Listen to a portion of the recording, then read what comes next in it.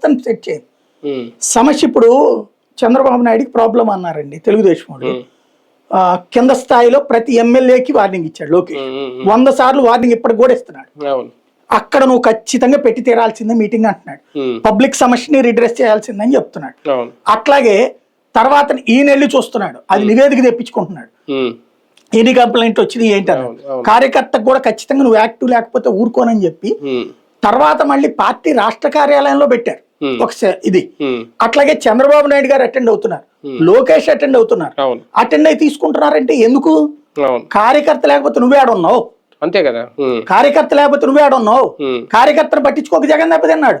ఇప్పుడు జగన్ ఎందుకు పెట్టాడు ఈ సిస్టమ్ అంతా? కింద నుంచి ప్రతి కార్యకర్తకి ఐడి కార్డు సిస్టమ్ అంతా కూడా జగన్ ఇప్పుడు అక్కడ పార్టీ కార్యాలయంలో తీసుకుంటున్నాడు, మాట్లాడుతున్నాడు కదా అందరితో కూడా. ఇప్పటికీ ఇంకా చెప్తే తెలుగుదేశంతో సమానంగా చేయట్లేదు అతను ప్లానింగ్. అది ఒప్పుకోవాలి. తెలుగుదేశం సక్సెస్సే సంస్థాగత నిర్మాణం. నువ్వు ఆ తెలుగుదేశంతో సాగుతున్నప్పుడు దాన్ని తాత లెక్క చెయ్యాలి.